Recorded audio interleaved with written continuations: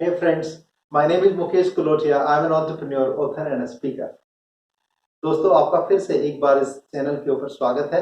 देखिए इस चैनल के ऊपर हम कहानियों के माध्यम से, टिप्स के माध्यम से, टेक्निक्स के माध्यम से और दूसरे real life examples and case studies के माध्यम से आप सब लोगों को मोटिवेट करने की कोशिश करते हैं और वो टिप्स एंड सीक्रेट्स देने की कोशिश करते हैं जिनके माध्यम से आप फास्ट पर्सनली और बिजनेस वाइज ग्रो कर पाए।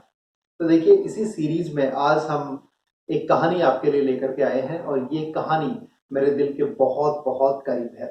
ये कहानी करीब इसलिए है कि ये कहानी आपको एक रहस्य बताती है, एक सीक्रेट बताती है जो कि सिर्फ एक शब्द का सीक्रेट है, एक फॉलोअर और लीडर के बीच में। एक शब्द है, उसका पालन अगर आप करें, उसको अगर आप समझ लें, उसको अगर आप जीवन में उतार लें तो आप फॉलोअर से लीडर बन सकते हैं और अगर आप लीडर हैं तो और अच्छे लीडर बन सकते हैं। देखिए जितने भी बड़े लीडर्स हुए हैं वर्ल्ड में, चाहे बिजनेस की बात करें, चाहे पॉलिटिक्स की बात करें या सोशल फील्ड की बात करें, उन सब लोगों ने इस एक शब्द का पालन किया है। तो मैं आपको उस एक शब्द के बारे में बताने वाला हूँ जिसको लेकर के लीडरशिप बिगिन होती है और लीडरशिप खत्म होती है। अगर उस शब्द का पालन करना शुरू कर दिया जाए तो आप लीडरशिप के हाई ट्रैक पर चल पड़ते हैं और अगर उस शब्द का पालन करना बंद कर दिया जाए किसी कारणवश तो फिर हम लीडरशिप से नीचे गिर के एक फॉलोअर बन जाते हैं। इस शब्द के बारे में काफी लीडर्स ने डायरेक्टली इनडायरेक्टली बहुत कुछ कहा है।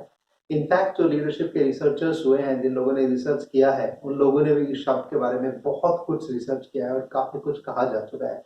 अब चलिए ज्यादा सस्पेंस बिल्ड नहीं करता हूँ, मैं आपको शब्द बता देता हूँ वो शब्द क्या है। वो शब्द है विजन। जी हाँ, विजन का हिंदी में मतलब होता है दूरदृष्टि। ऐसा कुछ देख पाना जो दूसरे लोग न देख पाए और फिर उसको अचीव करने का हर संभव प्रयास करना और फिर उसको अचीव कर लेना। एक विजन को देखना और उसको फिर रियलिटी में कन्वर्ट कर देना, यही एक लीडर की पहचान होती है। आप देखिए स्टीव जॉब्स की अगर बात करें तो उन्होंने एक चीज कही थी विजन के बारे में। He said, if your company has a vision, in that case you will not have to push the people. The vision will pull the people itself. ऐसे ही हेलन केलर ने एक बार कहा था कि having site but not having vision is a deadly thing. तो दोस्तों vision के बारे में बहुत कुछ कहा जा चुका है। तो आज जो मैं कहानी बता रहा हूँ वो वॉल्ट डिज्नी के बारे में है, जिन्होंने डिज्नीलैंड बनाया था, डिज्नी वंडरलैंड बनाया था। उन महापुरुष के बारे में, उद्योगपति के बारे में है। Walt Disney of course America से बिलोंग करते हैं जैसा कि आप सब जानते हैं। और वॉल्ट डिज्नी के दिमाग में, उनके मस्तिष्क में एक कल्पना उपजी थी। उन्होंने अपने दिमाग में कल्पना की थी मिकी माउस की। मिकी माउस के कैरेक्टर को लेके उन्होंने एक काल्पनिक कहानी बनाई, काल्पनिक बिजनेस खड़ा किया अपने दिमाग में और फिर कैसे उसको रियल लाइफ में मल्टी बिलियन डॉलर और दुनिया के सबसे बड़ा एंटरटेनमेंट पार्क के रूप में कैसे कन्वर्ट किया, ये उनके विजन का कमाल था।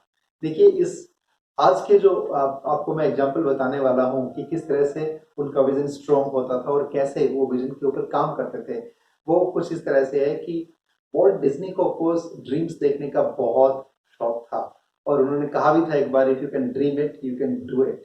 तो ड्रीम्स के ऊपर काफी कुछ उन्होंने कहा है, लिखा है और अपनी लाइफ में जी के प्रूव करके दिखाया है।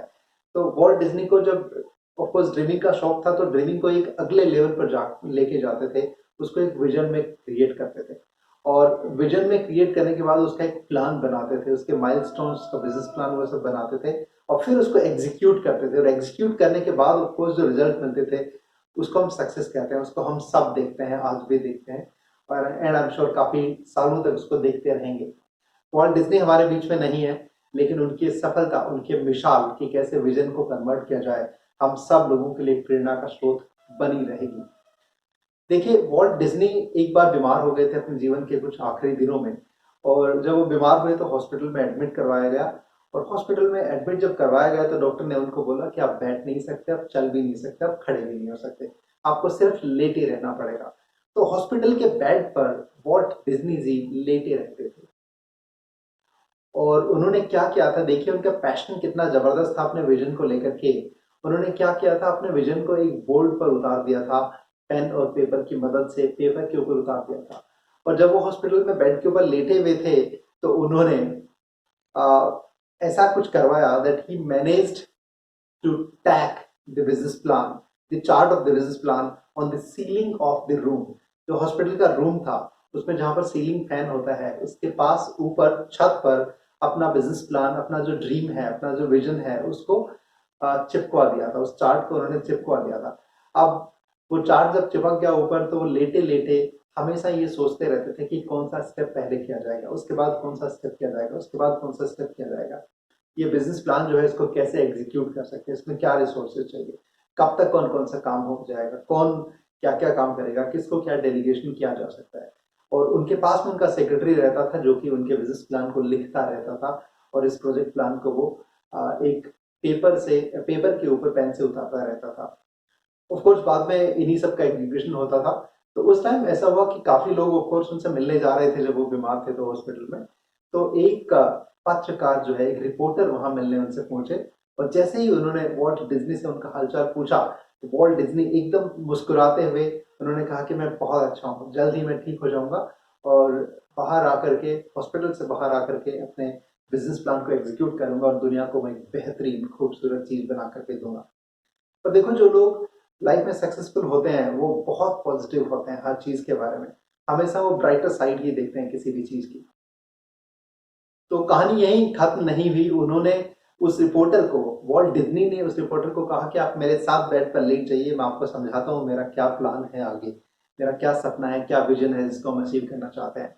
तो देखिए, वो पत्रकार जो है वो रिपोर्टर डिज्नी के पास बेड के ऊपर लेट गए, और लेटे लेटे उन दोनों ने छत में जो बिजनेस प्लान लगा हुआ था, जो चार्ट बना हुआ था, उसको देखा। और वॉल्ट डिज्नी साहब ने उस रिपोर्टर को अपना बिजनेस प्लान समझाया, अपना चार्ट जो है वो समझाया। अब अनफॉर्चुनेटली ऐसा हुआ कि कुछ टाइम के बाद उसी हॉस्पिटल में वॉल्ट डिज्नी साहब की डेथ हो गई, उनकी मृत्यु हो गई, और वो खुद उस प्लान को एग्जीक्यूट नहीं कर पाए।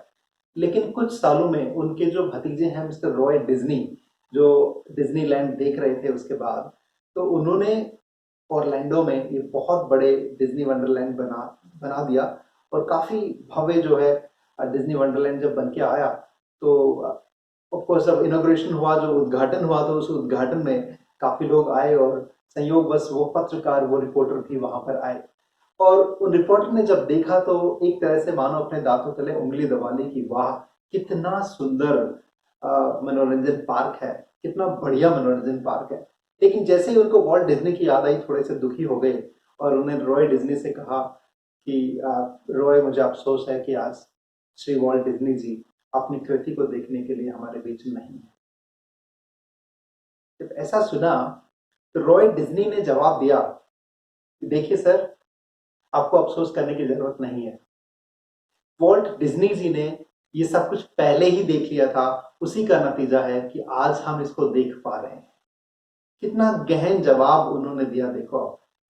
रॉय डिज्नी वॉल्ट डिज्नी को अच्छे से जानते थे, उनके साथ में उन्होंने समय व्यतीत किया था, और उनकी हैबिट से वो वाकिफ थे कि क्या क्या कैसे कैसे सोच सकते हैं, उनकी कैपेबिलिटीज से वो वाकिफ थे। तो उन्होंने जवाब दिया रिपोर्टर को, देखिए सर, आपको अफसोस करने की जरूरत नहीं है इस बात को लेकर के। वॉल्ट डिज्नी साहब ने ये सब पहले ही देख लिया था, उसी का नतीजा है कि आज हम सब इसको देख पा रहे हैं। Friends, this is the difference between the leader and followers. They see what others cannot see, and then they get it done. So ऐसा कहा जाता है that everything is created twice in the world, once in the mind of somebody and then in the real world, so that everybody around can see that thing. ऐसा ही Walt Disney साहब ने एक उदाहरण दिया अपने जीवन को इस तरह से जी करके कि हमेशा एक विजन देखते थे, और उसका प्लान बनाते थे, उसको अचीव करते थे, और फिर दुनिया उसको देखती थी। दोस्तों, मल्टी बिलियन डॉलर ऐसे बिजनेस ऐसे ही बनाए जाते हैं। जो बड़े बड़े सक्सेसफुल ऑर्गेनाइजेशंस हैं वो ऐसे ही बनाए जाते हैं।